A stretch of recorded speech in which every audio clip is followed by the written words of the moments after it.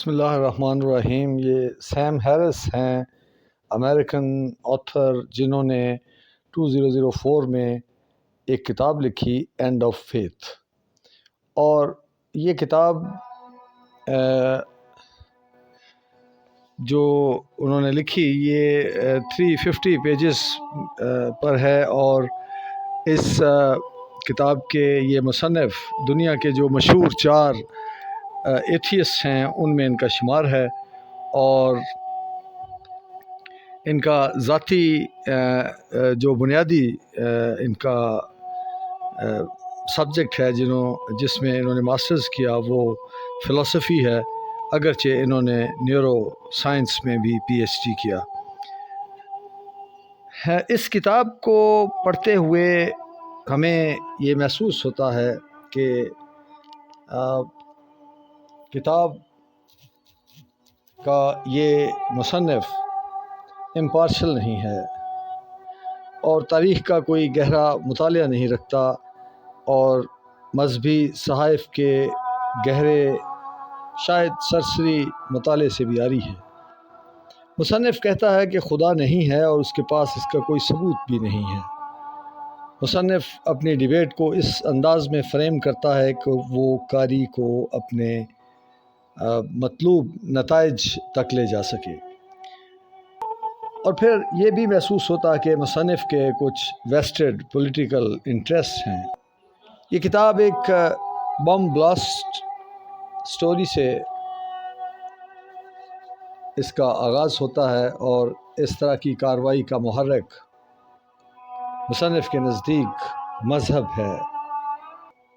لیکن پرابلم یہ ہے کہ یہ دراصل مطالعہ کی غلطی ہے کہ کیا مصنف نے کوئی ریفرینڈم منعقد کیا تھا یا ان کے پاس کوئی ایسا ڈیٹا تھا کہ اور خصوصاً انہوں نے مسلمانوں کو اس کا ذمہ دار قرار دیا، اور کیا مسلمانوں نے ایک اکثریت نے اس طرح کی کارروائیوں کو انڈورس کیا تھا، یا ان کی کسی الہامی کتاب سے کوئی ریفرنس ایسا ان کے پاس موجود ہے کہ اس کتاب میں یعنی قرآن حکیم میں بے گناہ لوگوں کو قتل کرنے کی اجازت دی گئی ہو؟ قطعاً نہیں۔ اور مطالعہ کی غلطی یہ ہے کہ اگر آپ اسلام کیا ہے کا مطالعہ کرنا چاہتے ہیں تو آپ کو سنجیدگی کے ساتھ ٹیکسٹ آف قرآن کا مطالعہ کرنا ہوگا، اور پیغمبر اسلام صلی اللہ علیہ وسلم کی سیرت کا بھی۔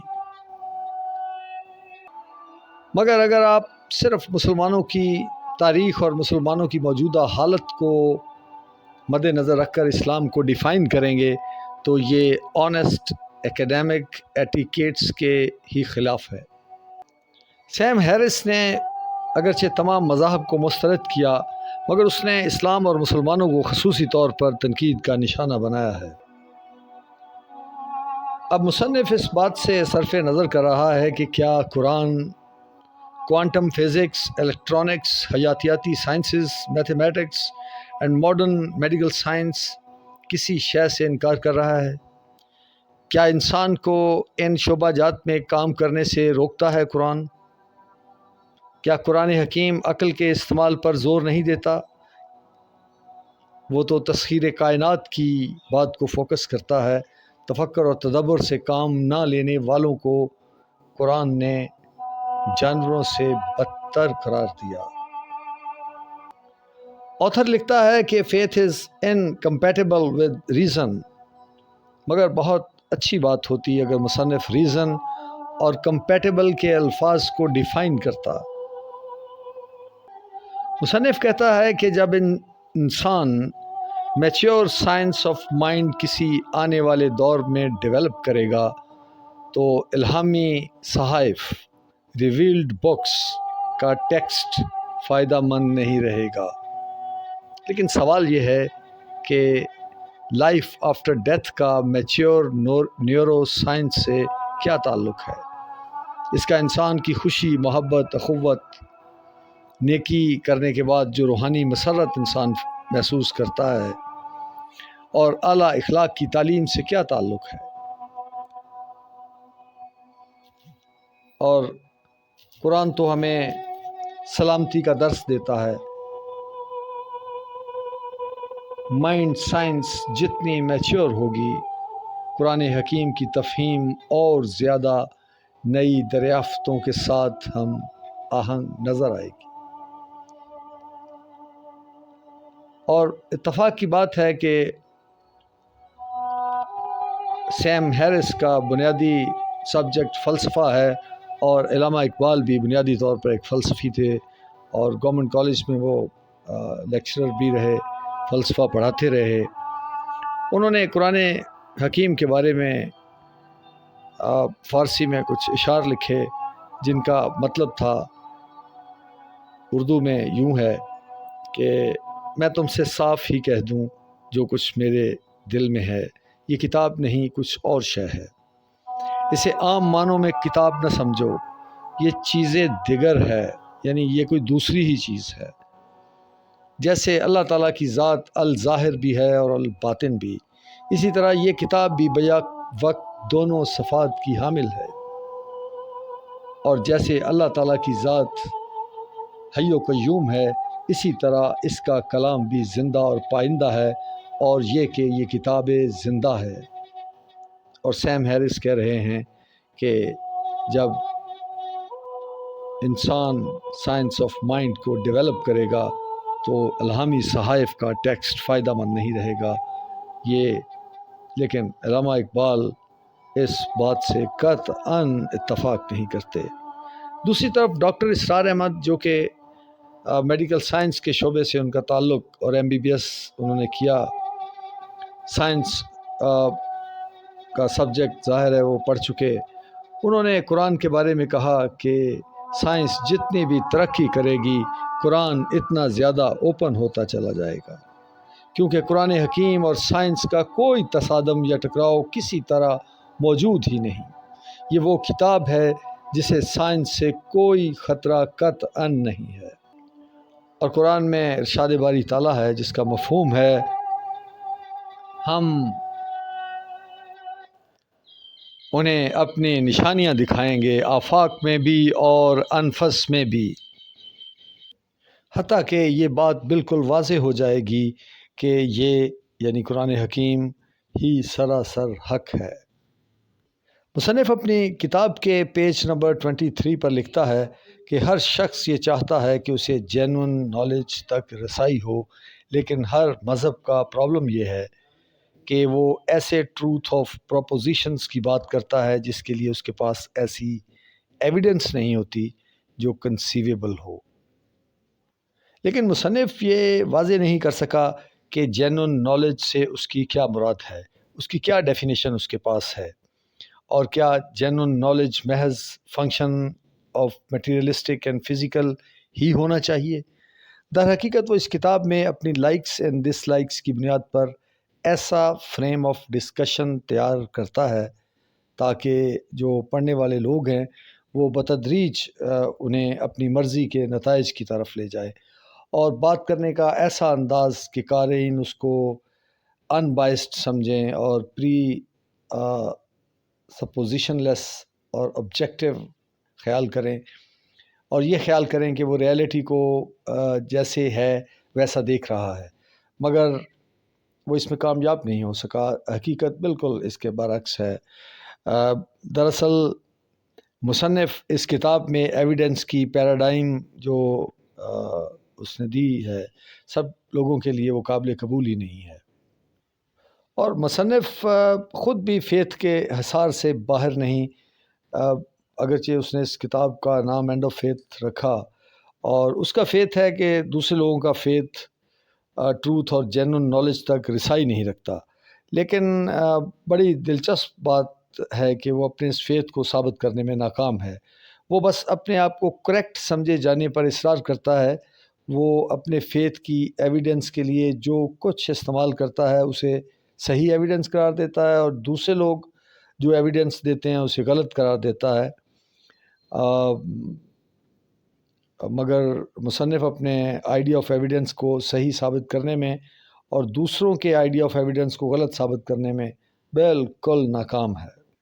مصنف جس چیز کی وکالت کرتا ہے وہ تھیولوجی آف سائنس ہے، یعنی سائنس کا مذہب، اور وہ خدا کے تصور سے انکار کرتا ہے، لیکن کیا مصنف اس بات سے انکار کر سکتا ہے کہ وہ بھی خود بھی اسی فیتھ کا اسیر ہے جس کی وہ سختی سے فیتھ کی وہ مخالفت کرتا ہے، اور خود بھی اسی عارضے کا مریض ہے،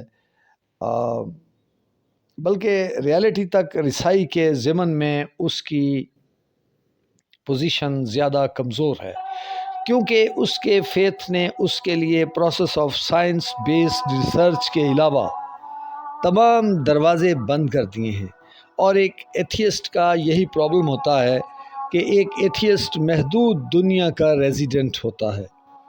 کائنات اس کے لیے میٹر کے علاوہ کچھ نہیں، اور سچ کی تلاش میں اس کے لیے صرف ایک دروازہ کھلا ہے اور باقی دروازے وہ خود بند کر لیتا ہے۔ دوسری طرف فیتھ اور ریلیجن کے جو لوگ ہیں وہ پاسبلٹیز کو گنجائش دیتے ہیں، اور لیکن مصنف اپنے فیتھ میں اتنا سٹبرن ہے کہ وہ پاسبلٹی آف گاڈ کے لیے کوئی گنجائش نہیں رکھتا اور اپنے موقف کا ثبوت بھی نہیں۔ اور جیسے سائنس کے لوگ جو ہیں وہ چیزوں کو لیب میں ثابت کرتے ہیں، تو خدا چونکہ میٹر نہیں ہے، اور خدا کو اگر وہ یا کوئی لیب میں ثابت نہیں کر سکتا تو لیب میں اس کی عدم وجود کو بھی ثابت نہیں کر سکتا۔ تو دوسری طرف جو مذہبی لوگ ہیں عمومی طور پر ان کی اکثریت کے لیے سائنس اور اسپرچول فیتھ کے درمیان کوئی انہیرنٹ کانٹراڈکشن نہیں ہوتی، اور مصنف کا اپنے قارئین کو خدا کی نان ایگزسٹنس پر قائل کرنا اس کے اپنے فیتھ کے تقاضوں کے خلاف ہے، کیونکہ یہ بات لیب میں ویریفیبل نہیں ہے۔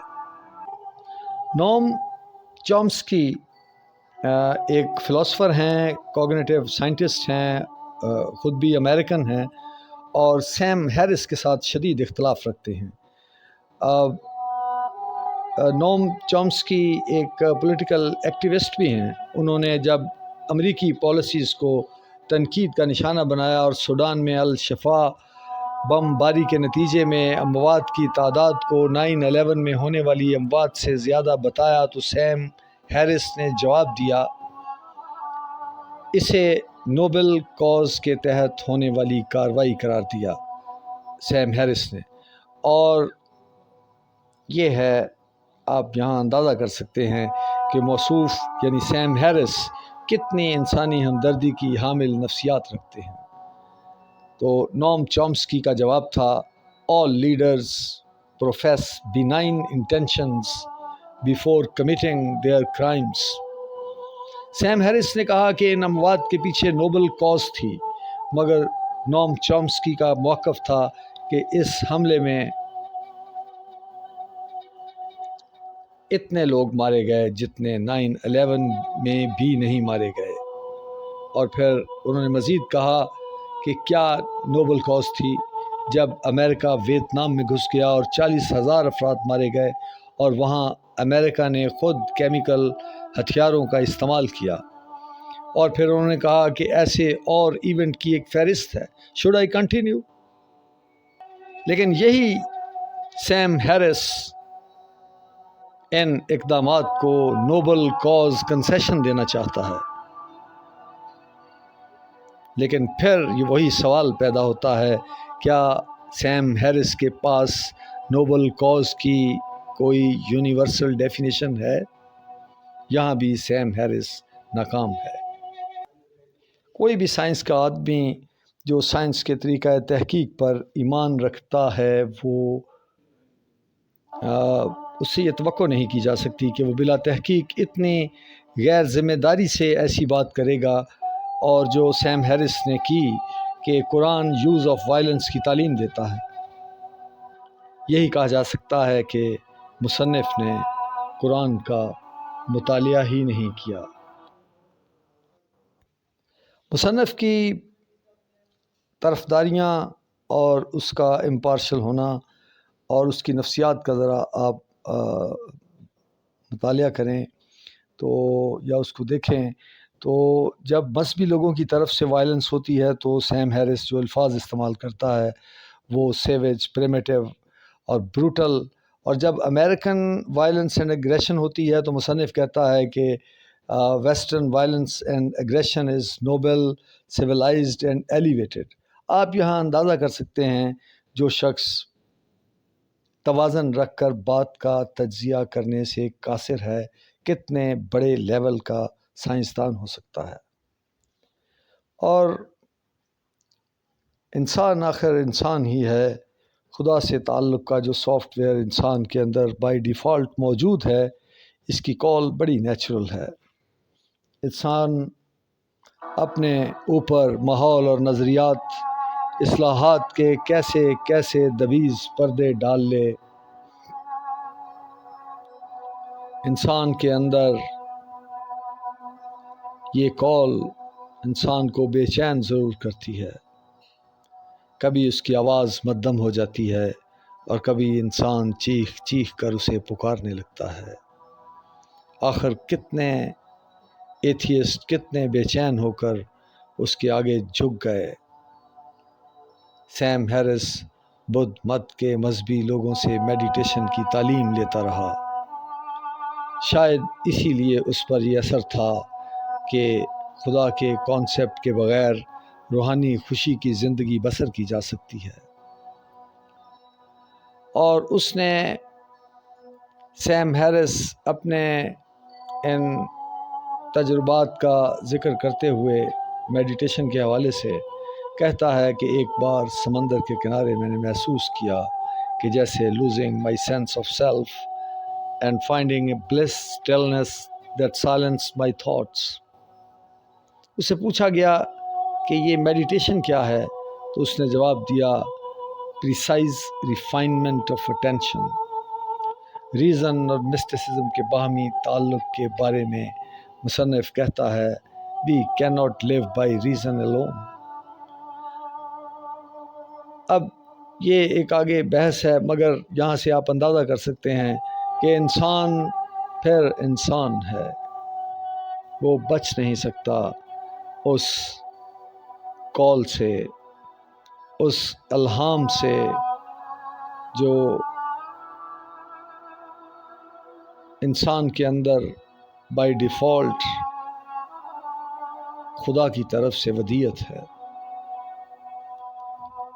اور پروفیسر احمد رفیق اختر کہتے ہیں، اتنے کم ذاتی کائناتی اور آفاقی تجربات کے ساتھ ہم اتنے عظیم المرتبہ وجود کی کیا آگاہی حاصل کر سکتے ہیں؟ ہمارے پاس ابھی اپنی زمین، اپنے ملک، اپنے شہر، اپنی گلی کی پوری تفصیلات موجود نہیں، ابھی ہم کائنات کی تحقیق کی دہلیز تک نہیں پہنچ سکے، ہمارے امراض قابو میں نہیں، اپنے مسائل کو حل تو کیا ہم ترتیب نہیں دے سکے، بھلا اتنی بڑی کائنات کے اتنے بڑے رب کے وجود پر عقل آزمائی کیا کریں گے؟ اور سیم ہیرس کی تو حیثیت ہی کیا ہے؟